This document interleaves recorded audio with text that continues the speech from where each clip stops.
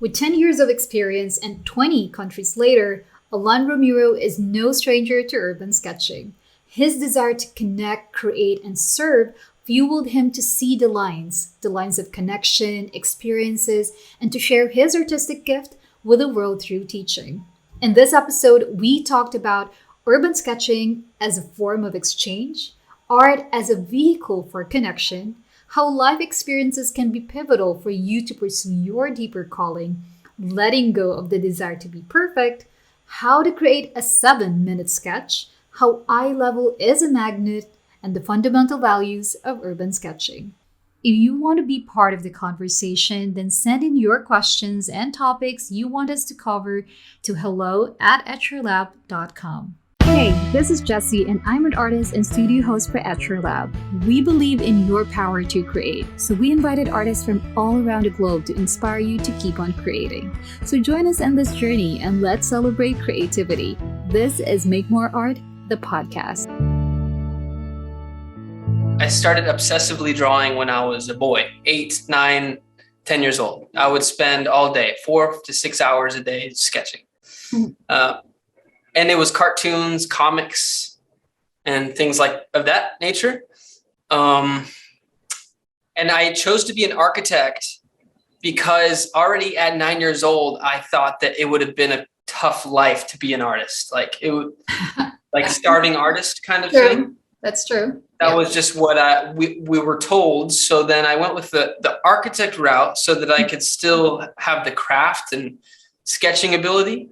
And so now come full circle, holistically now it's like sketching and creating, building and urban sketches is now part of my work in architecture. So, yeah.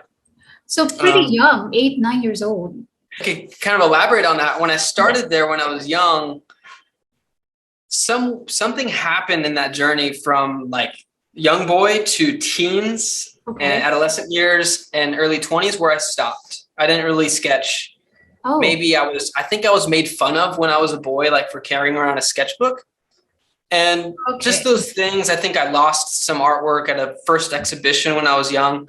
And those kind of trauma moments, I think those kind of made me not really focus on art.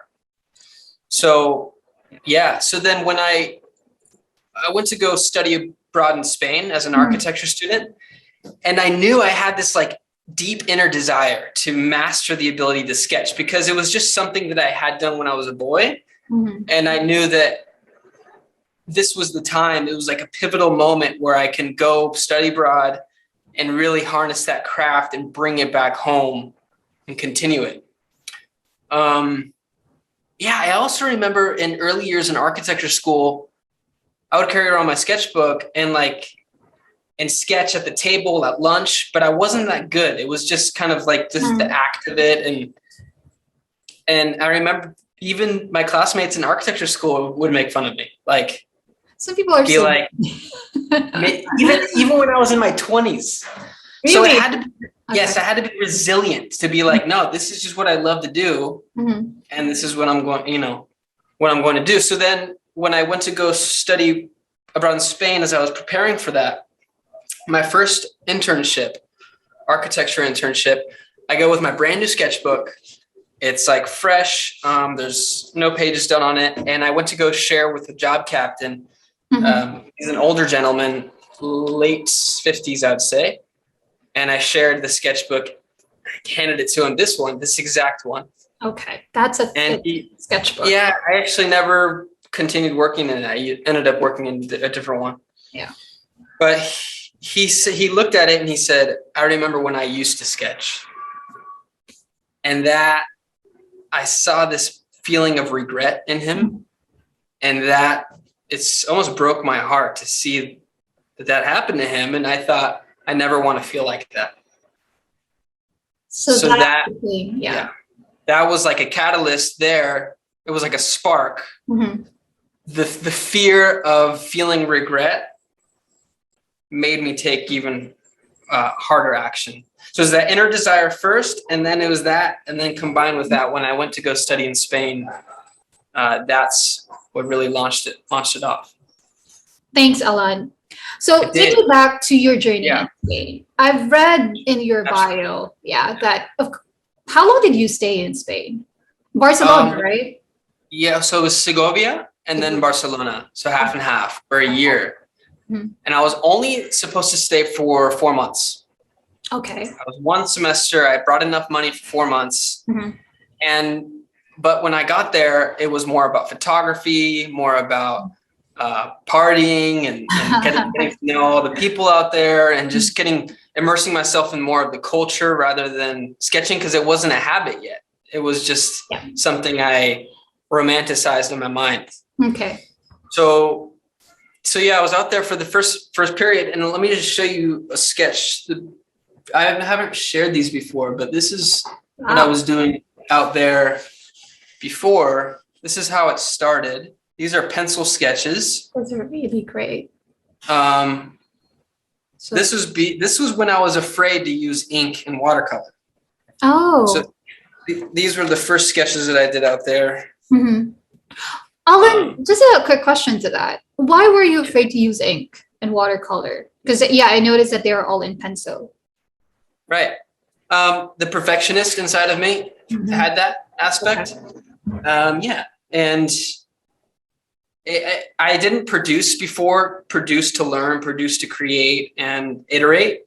It was more like if I sat down, I wanted that to be like a perfect image. And that was really affecting me from growing. I see. And it didn't make it fun. Like it wasn't fun. It was more like, it was more stressful. It was that first 3, but then that time ran out. Right. So I asked my family back at home, will you help me to stay another semester, provide me with some money to stay out here? And they said, like we support you, but we can't do that. Like, we can't help you to stay out there. So come back home. And I said, no, I'm not ready to go back. So I extended another semester. And then because I ran out of money, I had to figure it out. Okay. So learning from observation, from seeing other artists on Instagram, that was 7 years ago, and just kind of observing other people's techniques, like how much people were producing. It instilled more like things that I needed to do, like visualization techniques and some actionable things. So one of them was I carried around a little pocket sketchbook, this one. It's a cute spot. Yeah, sketchbook. And I started sketching in color pencil so that I couldn't erase it. And I called them 7-minute super sketches. Ooh, 7 minutes. I would skate around Barcelona. Okay. And my skateboard, and I would post up in a plaza, alleyway, wherever, even in the metro, in the train. And I would set a timer, 7 minutes, and it would go off, and then I would change spots and continue doing that. Okay. So this is how they started. It was very loose, it was quick, but it was to get me to take action and do it.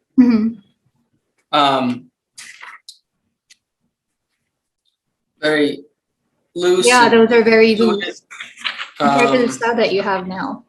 Yeah, so there's been it's only 7 minutes.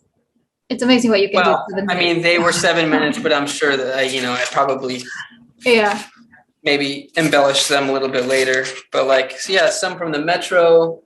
Oh, so cool. So this kind of movement got me to just get comfortable with creating. So here's the thing. After that, I started to produce a collection. And that collection is in this book. And from there, I made postcard sketches.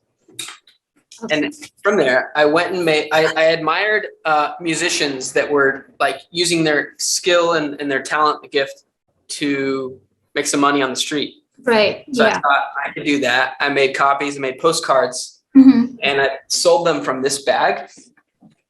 Is that leather? That's a very cool bag. It's a leather bag, and I still use it today. It's got a lot of weathering and age to it. But I put a €3 sign here. And these are the same postcard prints that I had on back then. They're like still on there. Wow. So I just did what I normally did. I would go and sketch and post up on a corner or wherever. And I opened the bag, but I would do my thing. And on that first day, like floods of people, like locals and tourists. And I made enough money to eat for 2 weeks. Wow. In that first day. I'm telling, I had like no money left in my bank account, like nothing. Okay. I just remember running like to the train station at the end of that day with a bag full of coins and cash, and just like I was a leprechaun running in the train station. I can vividly imagine, because I went to Barcelona in 2016, and I saw a lot of artists like painting in the around the plaza, and I can like sort of imagine how you were doing it. That was 7 years ago, was it? That was 7 years ago, yeah. Wow. And what was the most memorable, would you say, like pivotal experience when you were in Barcelona? Yeah, well, my best friend at the time, he passed away. Oh, sorry. Here in California. And I hadn't sketched La Sagrada Familia yet. I was intimidated by it, the intricacies, the details. And I remember I was like, I'm just going to go for it. I'm going to go. It was around the same time that I found out that my best friend passed away. And so then I went to go sketch, and I basically blacked out for like 8 hours, and I just sketched all day. I poured it all onto the page. So I could share that with you now. Yeah. This drawing is definitely dedicated to my friend Nick Vance, and this is the first book that I had. Wow. Here's the sketch. It's so intricate, like the details. Yeah. And the shadows and contrast. It's all there. This was definitely one of the more impactful days. You could tell. There's a different level of detail there. 8 hours. Yeah, I kind of just went for it. So that was one of the more memorable experiences that I had. And through the time, I found ways that art was not only a way for me to sketch and get better and have fun, to express myself, but it allowed me to connect with people from all over the world. And these little postcards, they were just things that they were like little moments, not just a piece of paper, but they were an experience that people can have and take home with. Because they got to see me sketching, and then the act of that, and then the conversation we had, and then they took something home with them. So then that's like when See the Lines was born. It was this act of creating, connecting, and serving all in this one moment. So yeah, that's what's been fueling the journey from there. That's really the follow-up question that I have, Alan. And thank you for sharing that story about your friend, your best friend. And I'm sorry for your loss. But you're absolutely right. And art is it's more than just, sketching or drawing or painting. It's like what you said, it's the experience by the people who saw the art piece, capturing that moment and having the ability to take them home with them. You mentioned connect, create, and serve. And the follow-up question that I have is that's really the mission of See the Line. So take us through that journey of how that started for you. What made you, what's with why See the Lines? Like what you hear so far? Make More Art, the podcast, is made possible by listeners like you. So we would like to give a shout out to Jeanette Salib from YouTube. She said, listening to one's advice and experience is so informative. Thank you for sharing this interview. Barbara Milbrad said, fascinating podcast and beautiful art. Thank you. Make sure you never miss an episode by clicking the subscribe button now. Thank you for your support. Now back to the show. Why See the Lines? See the Lines is this it's a lifestyle. When you're walking around, you see moments, you see lines. I see lines and edges, and it's almost like you see through X-ray vision almost. So See the Lines is not only it's seeing the lines of how to draw, but it's seeing the lines of connection, see the lines of experiences, just connecting all the things. So that's really profound. See the Lines. I was drawn to your Instagram because there are a lot of stories there. But one thing that really captured me is like what you said, your ability to connect with the people because you've traveled with around 20 countries now and you've met a lot of people. You've experienced a lot and you've sketched a lot of places. But there's one particular story that really struck me. It was that story of a woman is based in Thailand. Can you share a little bit more about that? So there was a sketch that you did about 3 years ago, and then you came back and met the owner of that house, and you quickly capture that moment. So can you share a little bit more about that? Yeah, let me show you the sketch I have here. Okay. So that was that's the house. This sketch here. And this was a mountain lodge in Pai, Thailand, in the north of Chiang Mai. And I went back 3 years later, and I stopped by the house and took a photo with it on site, and she was there, and she was so happy to see her home, and she didn't speak much English, but she didn't need to.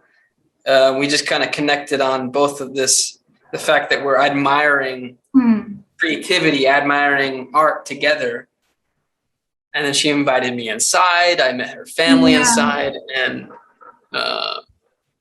she wanted me to meet her daughter. And okay, you come back, you stay with me. I'm like, okay.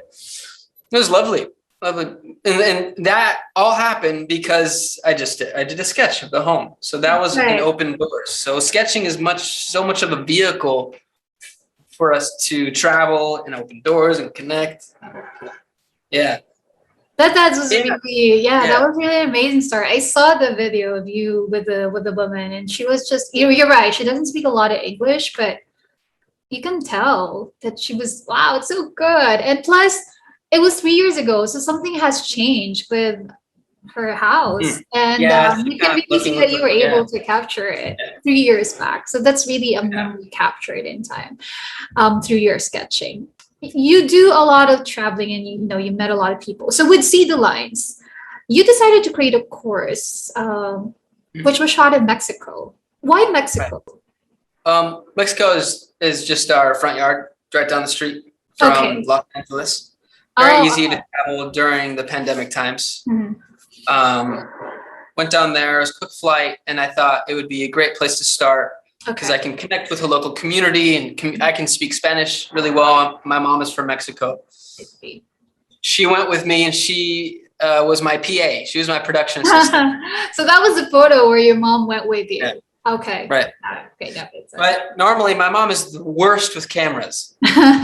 Maybe some of us can relate to that, but I gave her a GoPro 4K that has like such a wide angle view on a gimbal, so she couldn't mess up. She's just like following me around. That's true. I went out there and brought tripods and like 2 or 3 cameras, microphones, and filmed and everything on location. And I came back home and then just like edited it, put some music, some vibes, some environment, and then produced a 2-hour course for that. Yeah. So that was the story behind that. Let's back up a little bit. So you said you started pretty young, and I know that your father is also an artist. Would you say that he's your biggest influence as to why you started with art? I would say maybe from such a young age, but I guess when you consume everything up to the age of 8 years old. Yeah. That's like what they say, like up to 8, that's who you are. That's who you become. Yeah. And so I think maybe seeing his sketches or seeing how creative he was, but he was more for himself. It was more of a private thing. I see. So I've kind of definitely taken the baton and ran with it further.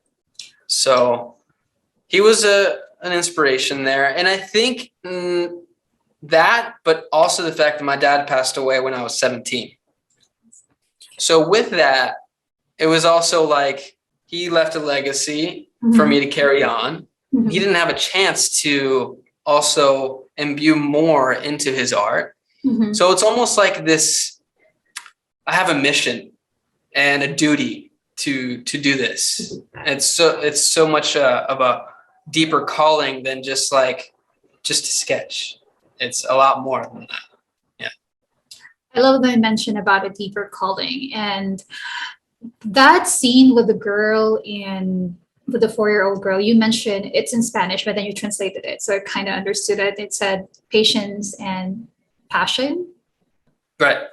So those two together. And I know it took some time for you since you've stopped for a while, but here you are living out what you're really meant to do. And I love the fact that you, at the end of the day, you always ask yourself these 3 questions. Did I create? Did I serve? Did I connect? And I love that part of you, Alan, because it's really more than just, sketching on the surface, like being in one place, but there's this deeper connection that you have with art, and that it can be seen with, what we see on the gram is just, like I said, surface. But hearing your stories about the places that you've been, the people that you connected with, these will live on, the experiences that they've had with you. The memories that were captured, and from what they've seen as you sketch. I've seen a lot of videos of you. People are like hovering and then watching you sketch. Pick up a place from the 20 countries that you've been. Which one would you say is your most favorite, most memorable even? Yeah, I would say it definitely has to do with the experience. It could be, some places were more beautiful than others. Right. And more interesting, but the experience definitely creates the strongest memory, and that was with Cuba. Oh. 2017. So there was an open window that the U.S. could travel there. So I took a trip solo, as I normally do. I'm solo, but I'm never lonely. So I always make friends. Yeah. Okay. Sketchbook and friends, new friends, and I would say it was Cuba. It was. Because I think I was very emotional. It was a very cathartic experience. Seeing some of their lifestyles, connecting with the people on a very on a real level. I remember sketching just in Trinidad, Cuba, and it was here. Oh yeah, I've seen that. Yeah. Posted up sketching, and normally people are, slinging the camera, quick, snap, snap, snap, keep moving. Right. But with urban sketching, as you know, we can sit there for hours, 2 to 3, 4 hours. So, but the Cuban local community, a lot of them, it's very much like porch life. Everybody's sitting up in their porches, and the streets, they're all like connecting and like. It's like a rhythm. There's a hum, there's a buzz, and everybody connects with each other. So they're starting to find interest. Like, who's this guy sitting there for so many hours? Okay. And so they started to come over. They're very interested. And one of the unique things about sketching that is so cool, urban sketching, is that it invites some of the more pure moments that you can have. I can't go up to a child and talk to a child. You just can't. But a child can come up to you and talk to you. That's right. So if I'm sketching, like, there's these kids, they're like really interested, and it's so funny. And then their parents come over. They invited me over. We went horseback riding the next day. The whole family, the cousins, the aunts, everybody, abuelo, they're all there. And they said, we want to invite you over for dinner tonight. So then I had a new family in Cuba. That's true. Because of sketching. Because of sketching. Which brings me to this. I think this is one of the bullets in your mission, is to turn a connection in a memory to savor. Sketching became a means for you to access the universal language of admiration for creation. Yeah. And I was like just pondering on that line, and that's so true. Just with the example that you just shared, your experience in Cuba. And I love when you mentioned that you've earned another family. You're right. You're traveling solo, of course, with your sketchbook, but you're meeting new people and building new connections, which all because of art, all because of sketching. So tell me more about, because I know that you've been teaching, and I'm gonna touch on this a little bit later to talk about your class with us, with Etcher. But what made you decide to teach? I think that the connection aspect, I found that by urban sketching, being able to connect, I missed some of that, I think, through the pandemic, not being able to connect.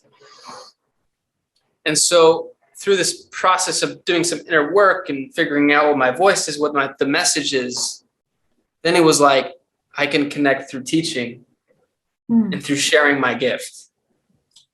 And to see others actualize their abilities is probably the greatest gift that I could have in return. So it's not only the skills, but I think it's more of a mindset, and it's more of a mission and a purpose kind of with sketching. But how has your life changed now that you're not able to travel as much as you can prior to the pandemic? My life has changed since the pandemic in such a way that it's been somewhat of a blessing, I would say. Less distractions, more focused. And that has made me do the inner work that I needed to do in order for me to figure out what are the next steps to create, connect, and serve. Beautiful. Yeah. Yeah, I think that I don't think I would have started my courses if it wasn't for the pandemic. And recently went to the Yucatan on a mission to discover a place for a retreat. I'm going to host like a small group retreat in Valladolid with all the cenotes, swimming in the caves and sketching the haciendas. So I met a wonderful family there that I stayed with for the first week. And they ended up actually asking if we could trade for me to stay longer if I could do a sketch of their home. Oh, that is a good trade. So that's a little secret that I can share, that I can impart. That sketching is actually a form of exchange too. You can use it as a form to share your gift, and then someone else will share their gift with you. So I got to stay longer, and then we talked about how we can do a retreat together, and they have a whole property, a garden, a pool. And so that's coming up next year as well. Next year. That sounds like a beautiful retreat, I would say. Yeah. That's going to be exciting for you next year. And from what I've heard, sketching art itself has opened doors for you, like a ton of opportunities. Like this pandemic, you started your course, and the next year you're going to have your retreat. And which brings me to the class that you will be having with us at Etcher this coming September. Right. Yeah. What will you be demonstrating for your live demo? I'm glad you asked. This for the demo, I was way overthinking it before. Like, okay, how am I gonna do this? Finally, I just let's simplify it. And I'm gonna I was just in Wisconsin and Madeline Island for the urban sketching retreat with James Richards, Sherry Blockhoff, Uma Kelker, and Paul Heaston. There was the 4 teachers. And I've been sketching solo for 7 years, meaning like I haven't met up with urban sketchers. I've been doing this on my own journey, but seeing others through Instagram. And so to go there and connect with people that are just as crazy and obsessed and in love with this craft was like such a cool gift. So I'll be doing a demo on. Oh, that's so detailed as well. This sketch. The windows. Is there enough detail here? Yeah. Or enough? There we go. The lighting is kind of tough. So I think we're going to focus on this drawing first. It's a shorter demo. And then for the workshop, we're going to do the whole cabin. And we're going to add color as well. And I did a quick demo today for the colored version here. Wow. So this will be the quick demo that I'll do, and then we'll do the bigger cabin for the workshop. For the mini workshop. And so I'll be teaching some aspects that I learned from the retreat. Oh wow. That's going to be a fully immersed for a whole week with some of the masters in the game. And so I learned how to sketch with three colors, primary colors. Three primary colors. It's going to be a treat for the people who will be. Yeah, that's actually, I always thought, oh, buy more colors. It's not about buying more colors. It's about understanding the color wheel and how things are harmonious and how you can combine them and mix them. Okay. Do your thing. So yeah, we'll go further. Yeah, we're going to look forward to your mini workshop. Alon, your mission statement on your website says that you would want to guide people to awaken their inner artists, to awaken super sketching skills without needing talent or technical know-how. What pieces of advice or nuggets of wisdom can you share with our listeners and our audience? Yeah, I talk about awakening your inner artist because I think that we all have an inner artist within us. Mm-hmm. Even our life it's a masterpiece in itself.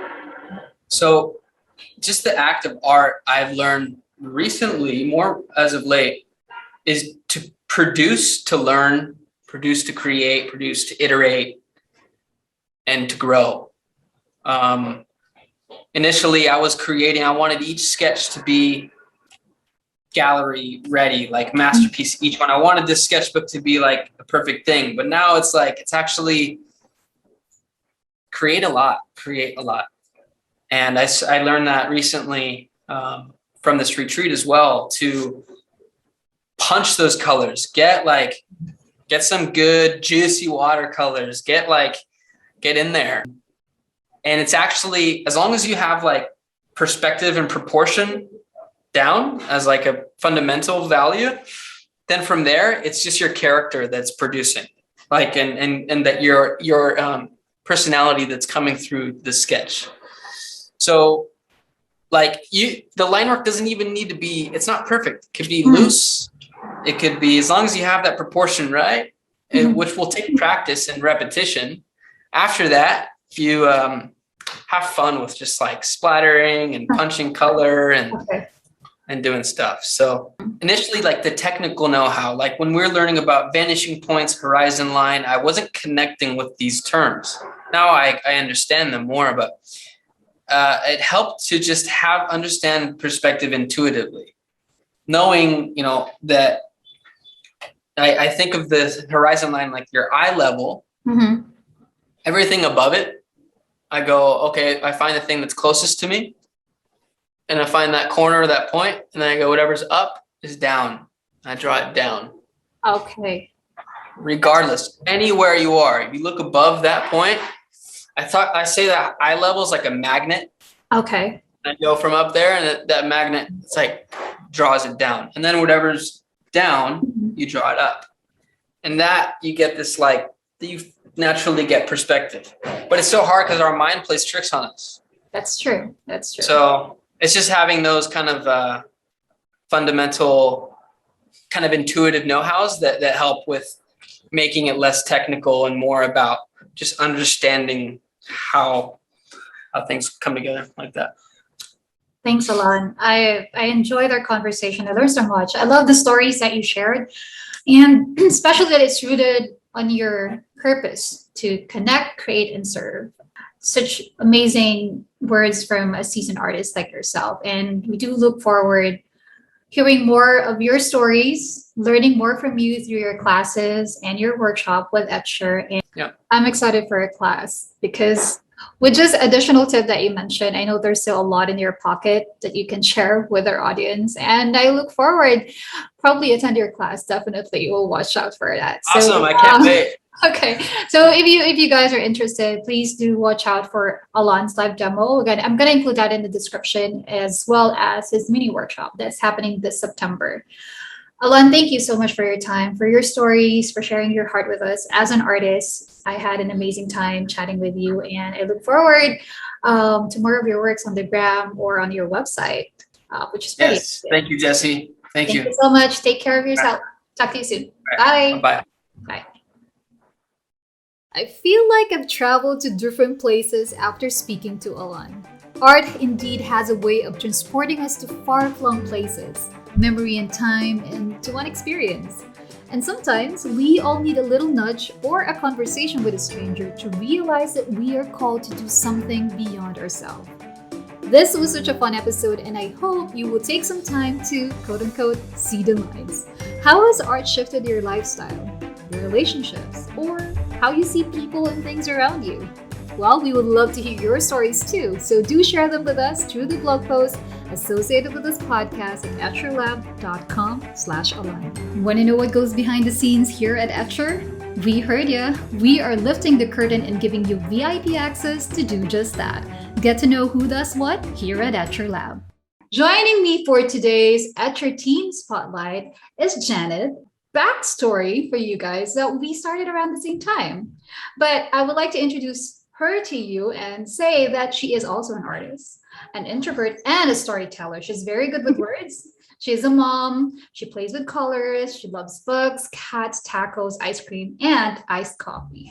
So without further ado, please welcome to Make More Art. Hi, Janet. Hello. Nice to see you. Nice to see you too.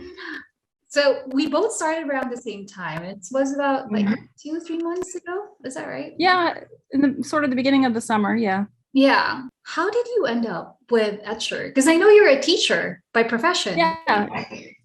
It's kind of a funny story because Kitty was my yoga teacher, and we went to the same pottery studio. So I had been following her Instagram, watching her progress in her drawing and her art. And I said, "Hey, what are you doing?" And she said, "Oh, I'm watching these videos from this company called Etcher."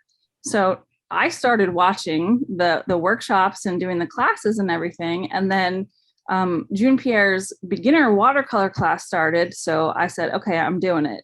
Watercolor is like the antithesis of my personality and how I function, because it's so uncontrollable and loose and just kind of whatever. Whereas I'm a very linear, like direct, gotta have, a structure and everything in order kind of person. So I wanted to try watercolor to stretch myself. Mm-hmm.